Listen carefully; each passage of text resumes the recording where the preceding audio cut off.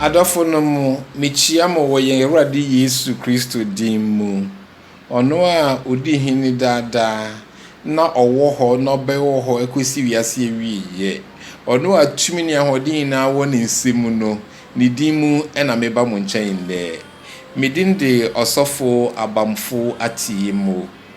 Meye Europe Presbytery Dwemtineni Emma Presbyterian Church of Ghana. Ene de lenti ebreni mu kwesia da etoso enan ena menimu edi enkomoi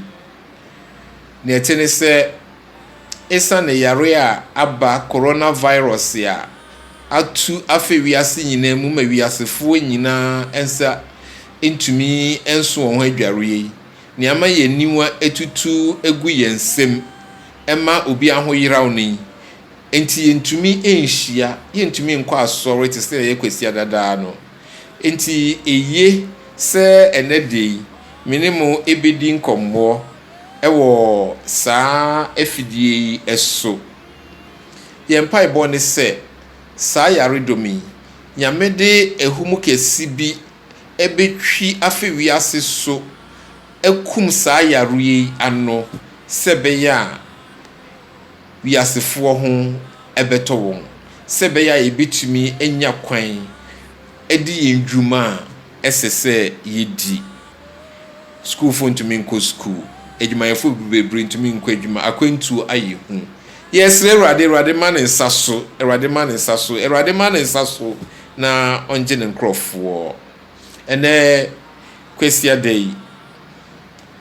meba ene mo bedi nkommo ye nkommodi no ni nyina so se efedie mitumi hu ade now I can see efedie mitumi ehu ade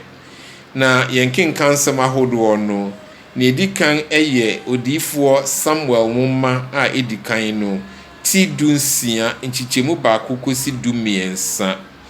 na etoso ebienu ye Efesofo woma ti enum nchichemu enwotwe ekosi dunan na etoso ebiesa no eye Yohane enwoma no ti enkron nchichemu edikan kosi aduanan ba ko na yebegina Yohane asempa no so ewo anopei asemken emu Yohane asempa no ne ewo ho no yemu bebre enimu pa asem bi efa abrantie bi a wo no ewo ne mofremu na oyewonifrai ni ena ode enyia be ya abrantie a efedie osresrade na Yesu ehia no na Yesu sa ne yare na nokwasemu ni ansa na Yesu ba be sa ne yare no na enkomodi bi akoso ema ebinim adwen ne se abrantie no ne bone nti ena nani efura ebinim sese ebia ye na nkasa bone na awofo bone bi nti ena nani efura kire se sabre no empoti se ne impo ewo me pii no se yehu bi o wa ho kyirimu a obi an ho akyere na mpempi ne yebu aten se ne bone nti na obre ana na awofo ana ne nananom bi bone nti ena obre medofo senya ekogina sabia no a na kire se yenyina subi a yebetumi abɔ nipa no a oruhu amane no etirimodin nanso yentibua erimu yefo senya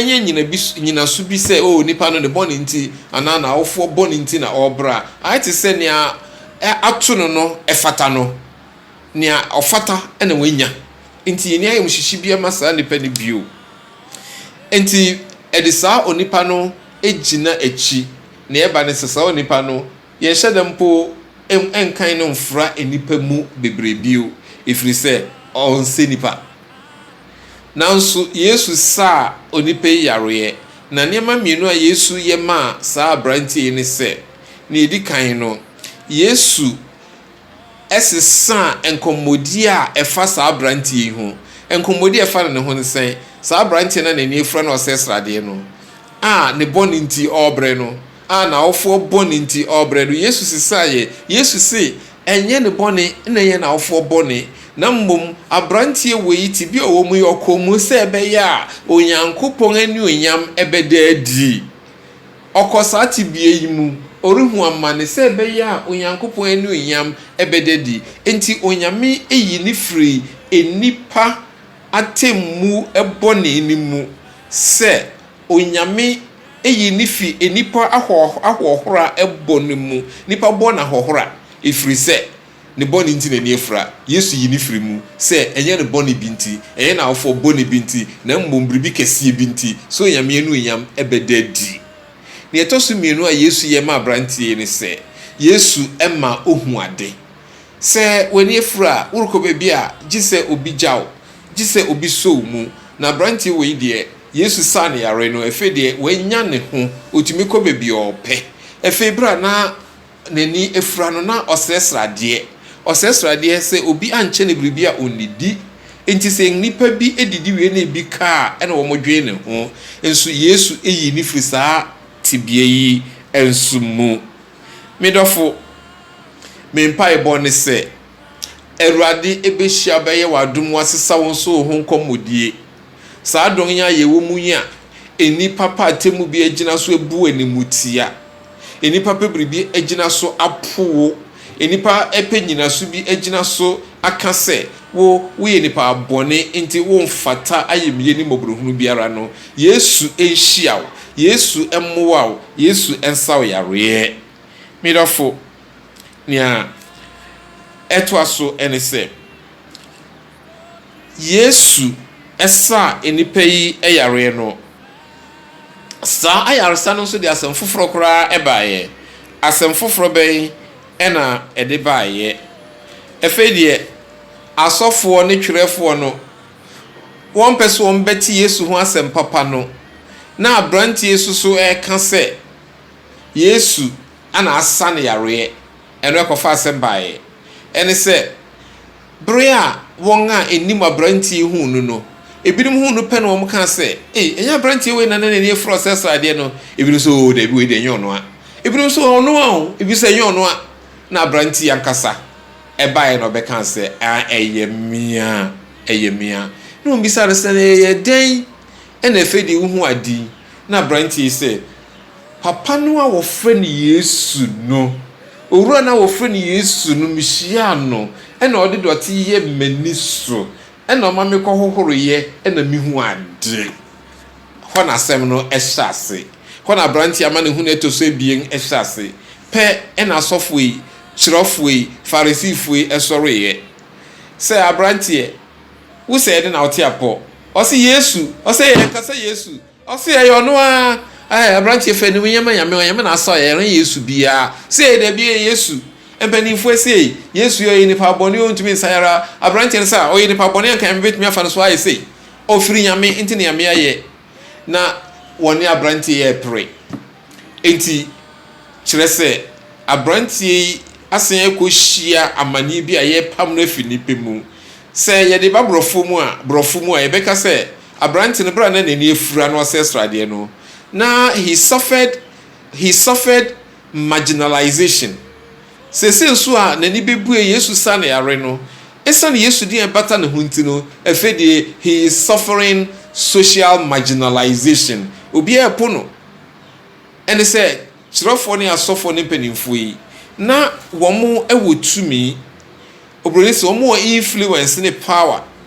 enu nti nkrofo suro enti obi esuro se sa branti one de obue na no se Yesu na asa ne yero Yesu yodifo Yesu ye nipa kronkron no obi esuro se ode ne ho bebata sa branti we yi ho enti ne ba ye ne se efedie asofo mpanimfo na de se mo so mo frɛ akwala na awfo mayen abranti na awfo wo he ti awfo ne ba ye no na obi sa ne senti mobani wo se ani wose ne ne efura wose aye ba ne no ampaso ye wo ne ne efura no ombisa na awfo sinti ye de sisi hu ade edu hope awfo de se akola no wenyini bebe wedui waso kasa obitumi ye bonama na emumisa no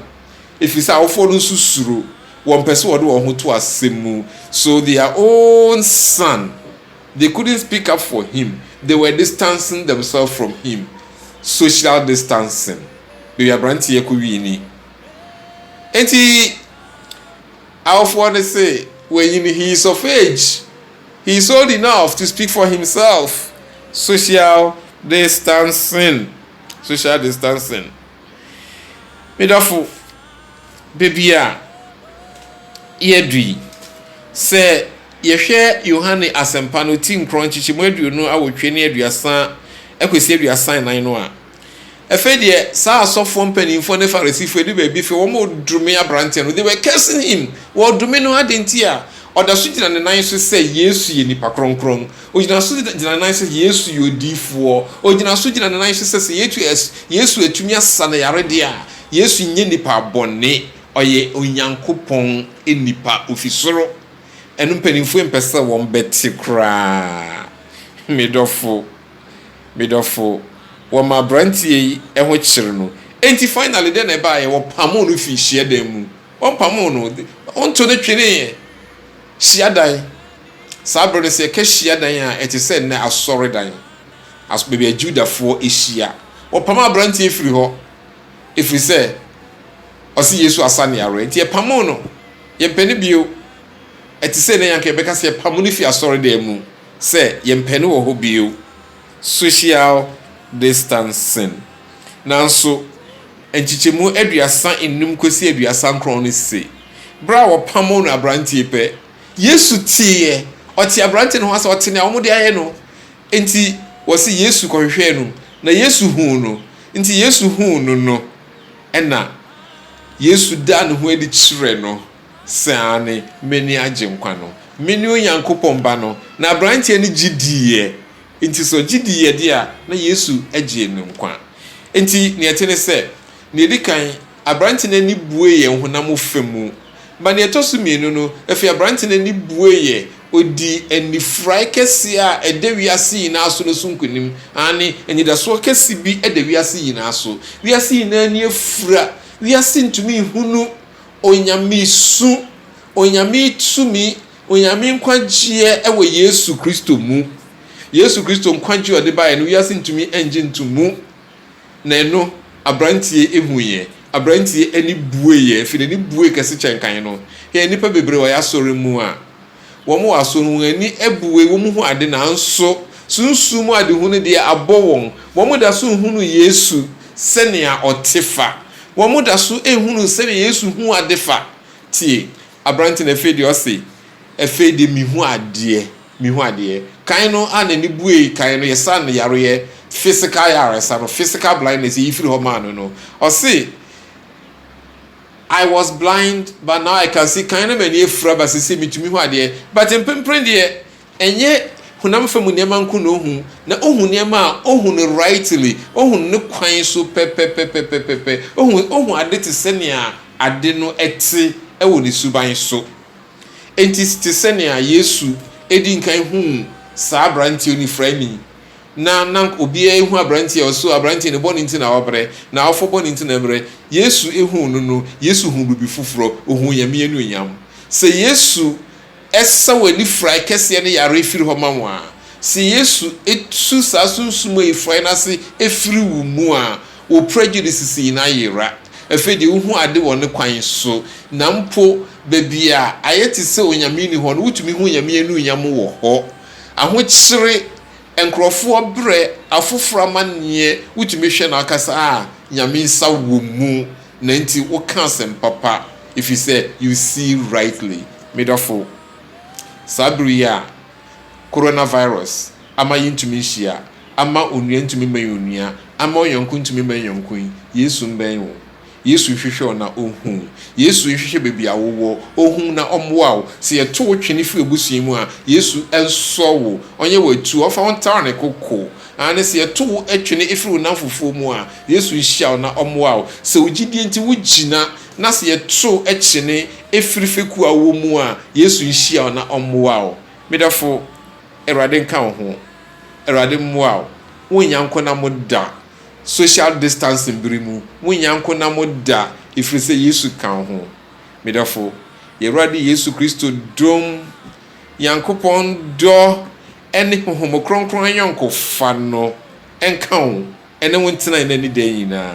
amen ye bom paye erade empejana dum kese ne wo so ɔfa yesu mogya no nhyɛ w'agyiraeɛ na mbɔ ho ban mfi coronavirus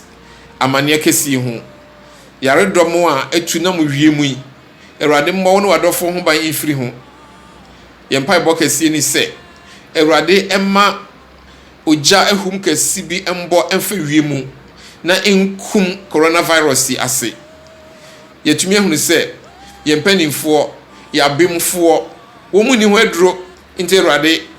yɛsrɛ Awurade o sɛ Awurade bɔwura mu na bɛgye wiase fi saa amanneɛ mu afei yɛbɔ mpaeɛ Awurade na yɛde wɔn a ɛyɛ yare mu ahwehwɛ mu nyinaa ɛhyɛ wo nsa Awurade ma wɔn nyansa ne ahobraseɛ bu nkɔmɔ mu ma Yesu Kristo dom no na afei wɔde ahumɔbɔ kronkron ne adwene pa ayɛ wɔn adwuma ahyɛ wɔn anuonyam